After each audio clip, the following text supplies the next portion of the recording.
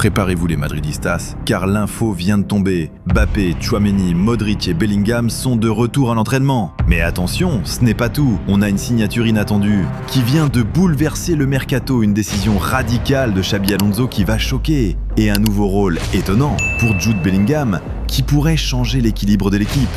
Rala Madrid la team, bienvenue sur Madrifotix, votre QG pour décortiquer l'actualité du plus grand club du monde. Aujourd'hui, on va plonger tête la première dans le quotidien de la Casa Blanca, avec beaucoup de dossiers brûlants à décortiquer pour vous les amis. Car entre les retours des stars, les surprises du mercato et les plans de Xabi Alonso, ça bouge énormément au sein du Real Madrid. Jour 4 de l'ère Xabi Alonso sur le banc du Real, et quelle journée! On a des nouvelles majeures de l'entraînement, attendez-vous à ça, le retour fracassant de Kylian Mbappé. Oui, vous avez bien entendu, Mbappé, Tchouaméni, Luka Modric et Jude Bellingham ont repris le chemin de Valdebebas. Ajoutez à cela l'intégration de nos nouvelles recrues, Trent Alexander-Arnold et Dean Huijsen, et on a pratiquement tout l'effectif au complet. Seuls Vinicius Junior, Andriy Lunin et Arda Güler sont encore absents, mais ils rejoindront le groupe directement aux États-Unis pour le Mondial des clubs. C'est un jour très spécial, surtout pour notre légende Luka Modric, car c'était son dernier entraînement à Valdebebas. Une page immense qui se tourne. Xabi Alonso a désormais presque tous ses hommes sous la main. L'entraînement a démarré fort. Exercice d'activation, circuit physique intense sur la pelouse, ensuite des séances exigeantes de passes et des enchaînements attaque-défense. La session s'est conclue par des matchs à 7 contre 7. Quelques-uns de nos joueurs, comme Militao, Carvajal, Rudiger et Alaba, ont pu participer en partie aux séances collectives. Cependant, Ferland Mendy, Endrick et Camavinga poursuivent leur rééducation. Ils sont convoqués pour le Mondial des clubs, mais leur participation active reste incertaine. Camavinga notamment met les bouchées doubles pour être prêt, mais c'est encore un pari. Endrick et Mendy, eux, ne seront pas prêts pour jouer. La question qui se pose, nos joueurs fraîchement revenus ou en récupération, Militao, Carvajal, Rudiger, Alaba, seront-ils à 100%? Xabi Alonso va-t-il les aligner d'entrée et prendre des risques? N'oubliez pas qu'on a Alexander-Arnold et Lucas Vazquez à droite, et qu'en défense centrale, Tchouaméni peut dépanner. Qu'en pensez-vous? Faut-il les forcer ou privilégier la prudence avec des jeunes comme Huijsen et Asensio?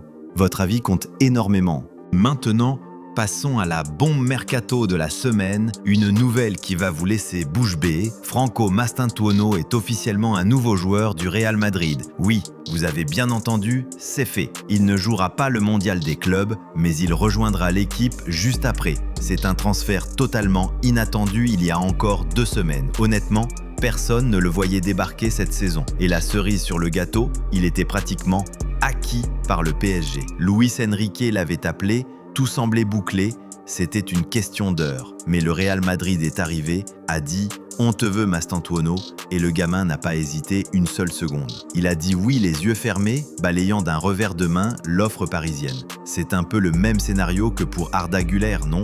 Un transfert non planifié qui se concrétise en un éclair, sans laisser le temps à la concurrence de réagir. Les négociations ont duré quelques jours pour les modalités de paiement des 45 millions d'euros et sa date d'arrivée, mais une chose était claire dès que le Real est entré en scène. Mastantuono allait être un joueur du Real Madrid. On l'attend avec une impatience folle, même si j'avoue ne pas l'avoir vu arriver pour cette saison. Maintenant que c'est fait, je suis hyper hypé. Il n'a que 17 ans, il aura 18 dans 2 mois, mais il a déjà un potentiel monstrueux. Certains, comme El Larguero de la Cadena Ser, affirment même que Xabi Alonso a l'intention de le mettre titulaire. Incroyable, n'est-ce pas? Un jeune de 17 ans directement dans le 11 de départ sous Xabi Alonso, pensez-vous qu'il a les épaules pour bousculer la hiérarchie dès son arrivée? Il est le plus jeune joueur à débuter avec la sélection argentine absolue, c'est pas rien. Donnez-moi vos pronostics pour l'impact de Mastantuono au Real. C'est un transfert qui s'était refroidi à cause de son agent et de sa clause qui est passée de 30 à 45 millions. Mais le talent pur de Mastantuono a convaincu le Real de foncer. Et le fait que Xabi Alonso l'ait personnellement appelé pour lui parler de son rôle dans le projet, c'est un signe fort. On ne promet pas un banc à un tel talent. Le mercato du Real est vraiment spectaculaire. Huijsen,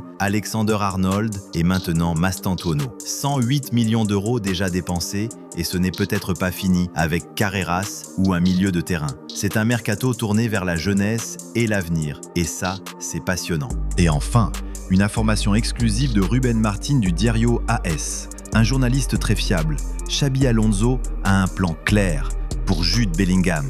Dites adieu au Bellingham ultra-offensif, le faux numéro 9 que l'on a vu pendant presque 2 saisons au Real Madrid. L'idée de Xabi est de faire de Bellingham un vrai milieu de terrain, un joueur plus équilibré. La première saison, ça allait. Le Real avait besoin de ses 20-25 buts pour compenser le départ de Benzema. Il a été MVP de la Liga, il aurait même pu gagner le Ballon d'Or. Mais maintenant, avec l'arrivée d'un certain Kylian Mbappé et ses 40 buts par saison assurés, on n'a plus besoin d'un Bellingham aussi offensif. Cette saison, quand on jouait avec 3 attaquants plus Jude en soutien, l'équipe se coupait en 2, c'était flagrant. Xabi Alonso veut retrouver l'équilibre et il cherche un milieu de terrain créatif. C'est pourquoi il veut que Jude redevienne le milieu complet qu'il était à Dortmund. Un joueur avec de la projection vers l'avant, oui, mais qui donne surtout de la fluidité et de l'équilibre au milieu. C'est une décision audacieuse, non ? Faire reculer notre meilleur buteur. Pensez-vous que ce nouveau rôle pour Bellingham est la clé de l'équilibre du Real Madrid avec Mbappé, Vinicius et Rodrigo devant ?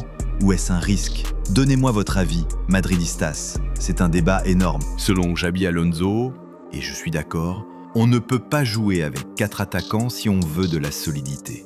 Ce retour de Bellingham à un rôle plus axial pourrait aussi signifier que le Real va évaluer son milieu actuel pendant le mondial des clubs. Avec les départs de Kroos et bientôt Modric, un autre milieu de terrain distributeur, comme Stiller ou même Zubimendi, reste pour moi une nécessité. Ce premier match contre Al Hilal sera un vrai test. Mais une chose est sûre, le Bellingham que nous allons voir sera différent. C'est une ère de changement, d'expérimentation et de grandes ambitions pour le Real Madrid sous la loupe de Xabi Alonso. Quel est votre plus grand espoir pour la saison à venir avec tous ces changements ?